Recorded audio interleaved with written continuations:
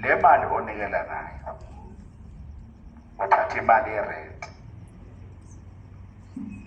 manje uyacela kusho ukuthi uyakholwa ngaphakathi ukuthi mawufika kumprofeti le mali yerent oyithathile yokugcina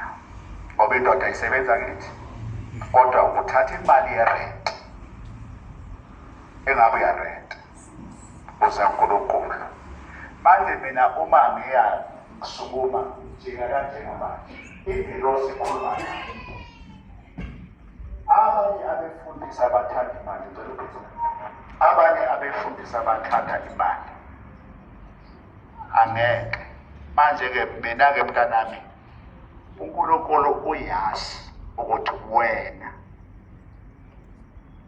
awushongo ukuthi baba umprofeti ibuyise le mali awusho futhi awuzange uyicela uthe nje baba wabeka inkinga wasuthi baba nemali engize ngayo nje lapha eyokugcina bekumele ngabe ngikhokhela irent kodwa ngakholwa nje ukuthi makungeza la into zami zoluntu manje-ke ngalokho ingelosi mangithi iyangiphikisa ethi ingelosi thatha le mali elethwa yilosisi ahamba ukhokhela irent and then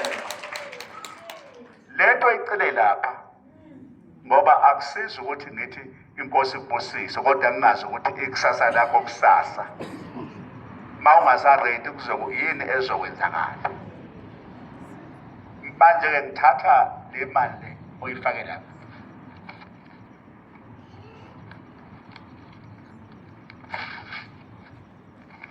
ngi-eda ngo-300 phezulu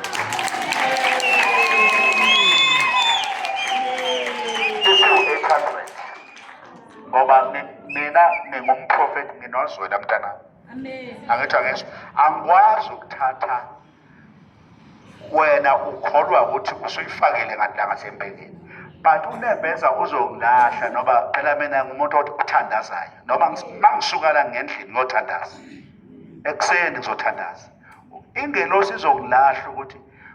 okay ubungemsize yini sebenza moya inkosi kubusise mntana